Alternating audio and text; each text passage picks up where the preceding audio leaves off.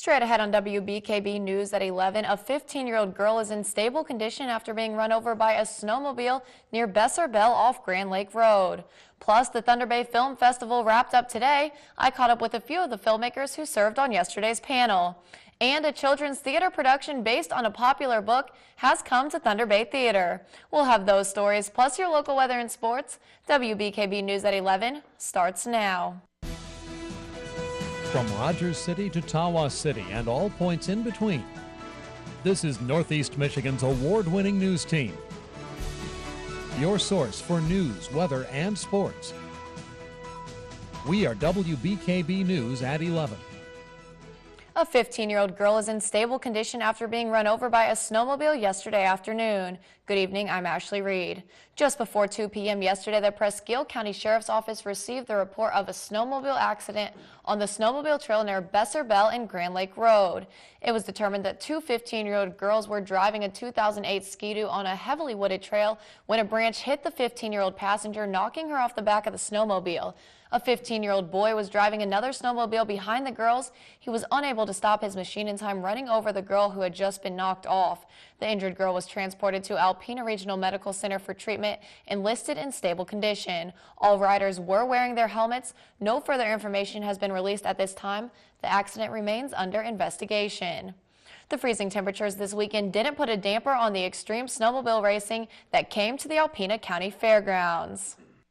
The MXR Michigan Extreme Racing Circuit came to Alpena for the first time this weekend. About 70 people ages 4 and up took part in the different races. It brings a lot of excitement. It brings some business to the local community. They buy a lot of food. They buy a lot of hotels.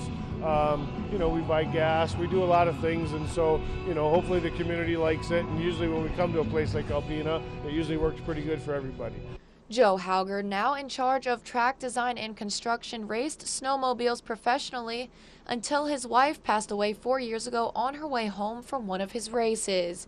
He gave up the sport, but that wasn't going to stop his kids from wanting to compete in the sport their mother loved to watch.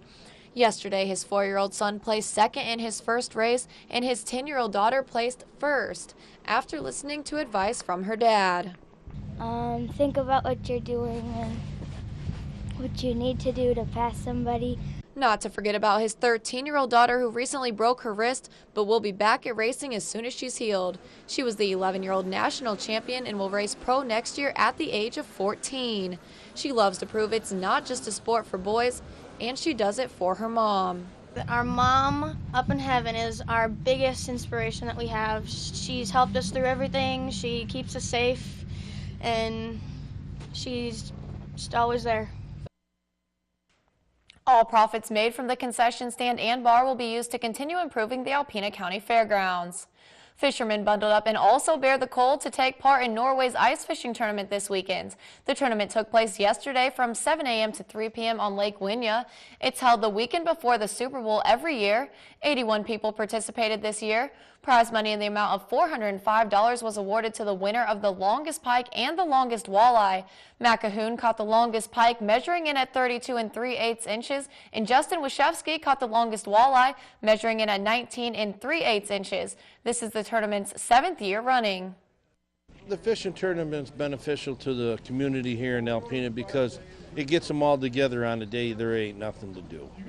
Gives everybody something to look forward to, chance to win a prize, a chance to win a few bucks, and to meet up with old friends that they haven't seen since last year.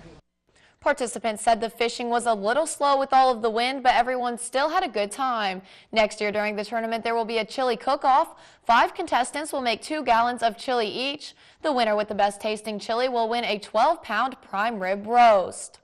The Thunder Bay Film Festival wrapped up today at the National Marine Sanctuary after 3 days of world-class films. Yesterday, there was a filmmakers panel. Brian and Ann Bellinger, as well as Vince Dewar, served on the panel of Michigan filmmakers. The Bellingers' featured films are November Requiem, about the Carl D. Bradley and the 33 area men that were lost, and Century and Stone, which explores the limestone quarry calcite in Rogers City. Both films were recipients of Michigan Emmy Awards. The Bellingers say they enjoy bringing their knowledge to young filmmakers and those interested in maritime history. As we shared the panel with Vince Dewar, and his approach being the recreational side of documentary filmmaking, and for us it was the historical local history of our area, but yet behind the scenes of the challenges, I should say, raising funds to see our projects to fruition, and then also just the technical aspects of filmmaking. Vince Dewar's film Unsalted showcases the unending quest for adventure and introduces surfing in the Great Lakes. After almost drowning in Lake Superior while surfing in 1991, Dewars wanted to show the world just how powerful the Great Lakes can be, and that's what he's done with this film that's now gone international. Everyone's got a story, every place has a story, and it deserves to be told, and some stories get told at different times and get momentum and others don't, and coming to a film festival is always just a great way to get inspired for that story that's burning inside you. So I'm getting rekindled watching other people's films, and I think it's great. This was the second annual Thunder Bay Film Festival. Mayor Matt Walagore recently proclaimed this week as Thunder Bay Film Festival Week, meaning this film festival will continue during the same week every year. Based on the popular book Miss Nelson is Missing has come to Thunder Bay Theater. The show is the story of Miss Nelson, a quiet teacher who is disrespected and unappreciated by her 4th grade students, until one day Miss Nelson is replaced by the mean substitute Viola Swamp, leaving the children begging for Miss Nelson to come back. 12 local middle school girls are playing the student parts.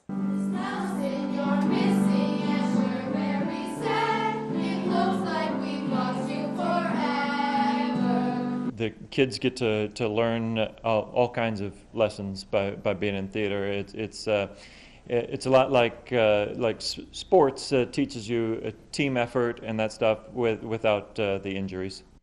Resident actress Nikki Hilton is playing the parts of Miss Nelson and Viola Swamp. She's been in the theater since the age of 13 and said she loves entertaining the audience. We've had so many people come in who've never been to theater before, and then they leave saying, wow, that was awesome, and I'm coming back, so I think everybody should try it. This was the show's first weekend at Thunder Bay Theater. The turnout has continued to grow since Friday's opening night. Miss Nelson is Missing will continue this Friday, January 31st through Sunday, February 2nd. Tickets can be purchased at the box office. Coming up next on WBKB News at 11, we know the names of 2 Michigan people killed in the massive pileup on I-94 Thursday, and we hear from an Ada man who was injured. Plus, a company has come up with an automatic gas pump that will fill up your tank while you sit in your car. Those stories and more after the break. Thanks for joining us tonight. In state news, we now know the names of 2 Michigan people killed in the massive pileup on I-94 in Indiana Thursday. We've learned that 65-year-old Marilyn Wolma and her 67-year-old husband Thomas from Grand Rapids were killed in the crash. Marilyn was a retired teacher and taught at Sibley Elementary School for more than 20 years. She was a current substitute teacher there as well. Another West Michigan man was injured in the crash. 48-year-old Jeffrey Rennell from Ada was in critical condition at a Chicago area hospital after being trapped in the wreckage for more than 3 hours. He was released Friday morning. I just remained calm, and my goal was to get home here today, which is where I am, and so I couldn't be happier. But those first responders were phenomenal. In the hospital that I was at, it was in Oak Lawn, but everyone there was phenomenal too. The firefighters and paramedics who arrived on scene first described the pileup as devastating. They say they knew by the tone of the 911 dispatcher's voice that this would be something they'd never seen before.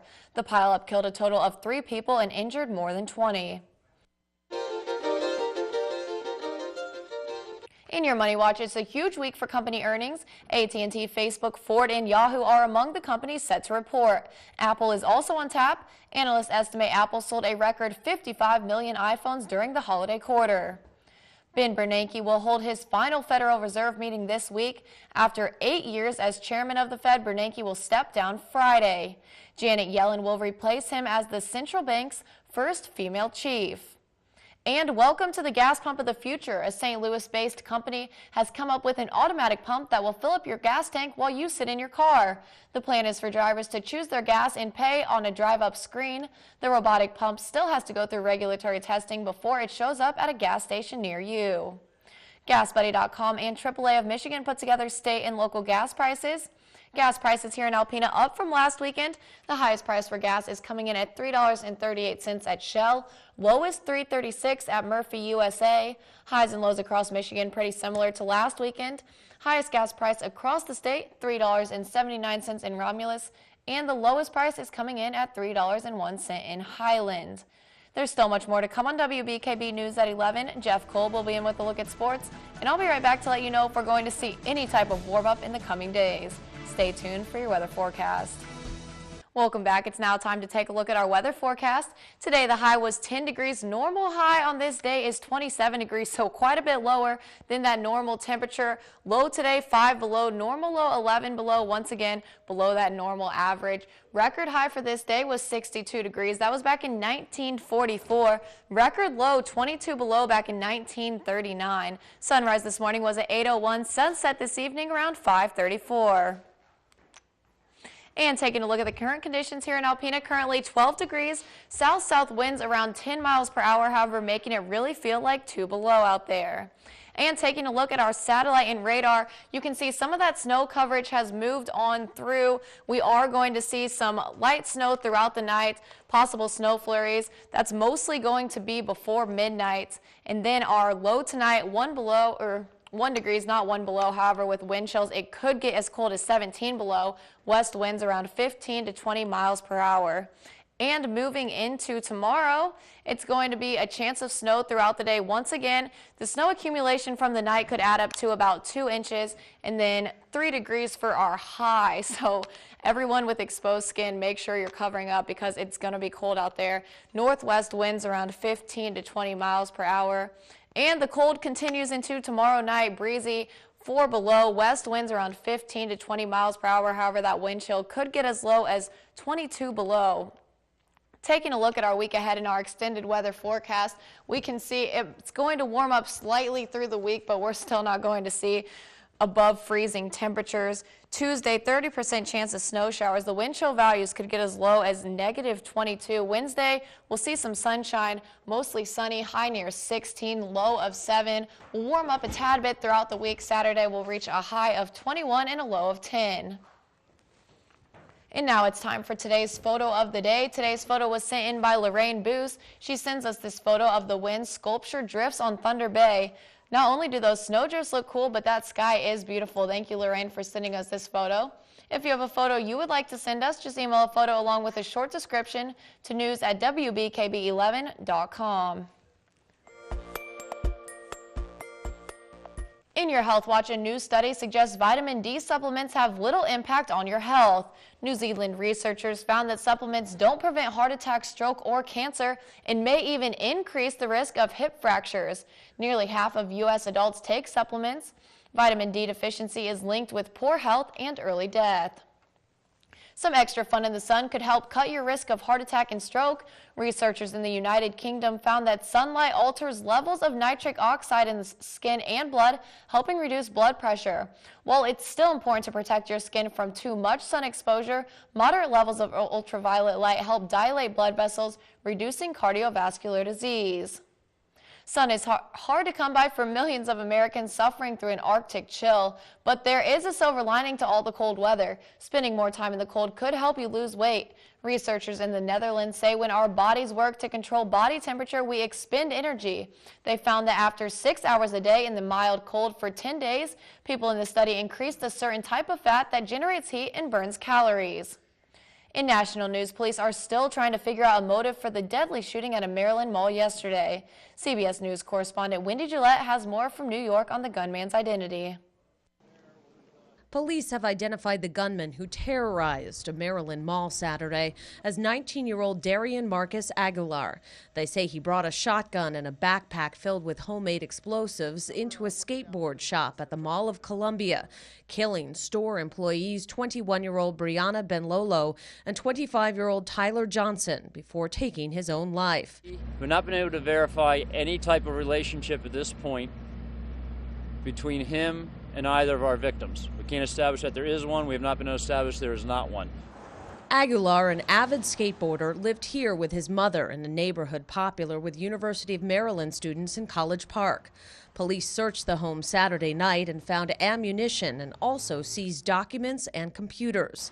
They say he had no criminal record and that he legally bought the shotgun used in the attack last month at a store in a neighboring county. A neighbor says Aguilar seemed nice. Others were shocked he lived nearby. Sad and very scary. But the thing is, that's over. When's the next one going to pop up? The mall was closed Sunday as police continued their investigation. Grief counselors were available as people inside the mall at the time of the shooting picked up their belongings. Wendy Gillette for CBS News. 5 people were injured in the attack, but only 1 was shot. All have been released from the hospital. Sports is coming up next, but first, Jeff Kolb is here with a preview of what's ahead. Jeff? Well, Ashley, the Red Wings have been more sick of home than homesick this year, but had a chance to finish their homestand 4-1 tonight. Those highlights coming up. Plus, an Alpenian made his national entrance at the Snowdrift Rallies this weekend, but had a setback. His plan to bounce back coming up.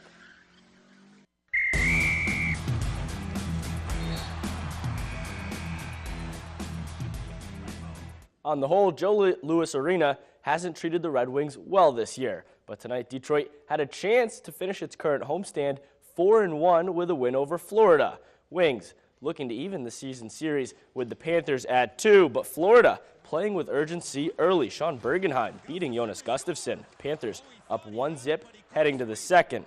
Different Red Wing team coming out of the intermission, however. Riley Shand putting Detroit up 3-1. Florida cutting the lead to 3-2 in the third, but Thomas Tatar beats Tim Thomas to put Detroit back up 2 with 6.5 to go. Should be comfortable, right? Well, then the Wings go into letdown mode. Brad Boyes netting the shorthanded goal to tie it at 4 and force OT. Save of the night coming in OT, not by a goalie, but defenseman Tom Gilbert stopping Danny DeKaiser. And from there, it's more shootout woes for the Wings. Patrick Eves denied by Thomas as Detroit picks up just 1 point tonight, losing 5-4. Shootout is a 50-50, you never know, and we had leads, so we can let this happen. The positive thing for us is we had young guys that were outstanding today. I thought really, really good. I thought we did lots of good things. Would I like to get 2 points today? For sure. When you're up 3-1, should you win? Yep. And when you're up 4-2, should you win? Absolutely. We did. Meanwhile, the Pistons have lost 4 of their last 5 games, and we're looking to turn the tide tonight in Dallas, facing an experienced team in the Mavericks. First half, how about Josh Smith threading the needle to Andre Drummond? Pistons down 10 at the break, however. But you've seen the commercials, right? Nothing stops Detroit. Brandon Jennings from 3. Pistons up by 1. Mavs would reclaim the lead, but Detroit getting down with KCP. Kentavious Caldwell-Pope laying it in. We're tied at 77, but in the end, it's the future Hall of Famer Dirk Nowitzki draining the 3. You've heard that 1,000 times as the Pistons fall again tonight by a 116-106 score. Switching to high school hoops, looking at tomorrow's schedule. In girls hoops, Alpena will host Gaylord, while Alcona heads to Fairview. Hillman takes on Augrey Sims at home, and Hale travels to Mayo. Also, Posen looking to stay perfect on the road at Oscoda, while Aranac Eastern heads up to Rogers City, and Whittemore Prescott faces Atlanta. Couple of boys games for you as well. Tawas welcomes Joburg to town, and Alpena heads out to Gaylord. Those scores and highlights tomorrow, right here at 11. The Australian Open wrapping up with the men's final. Rafael Nadal facing Stanislas Wawrinka, In 12 meetings, Wawrinka had never taken a set from Nadal, but that changed. Stan beating the Spaniard with the forehand. He'd go on to take the set 6-3. You need 3 sets to win the match. Wawrinka got 2 right off the bat, finishing the second set with an ace. And after the set, Nadal needing some work on his back. And after that, he looked a lot better, winning the third set here. But Wawrinka earning match point in the fourth and making it count, beating Nadal and winning his first ever Grand Slam title 6-3, 6-2, 3-6, 6-3. Among the racers at this year's Snowdrift Rally Car Racing in Atlanta was a longtime fan-turned-driver. Alpenian Brenton Kelly made his national rally car debut Friday night. But in the end, after months of build-up, Kelly's night turned into a disaster, leaving him with 2 options, park or keep on driving.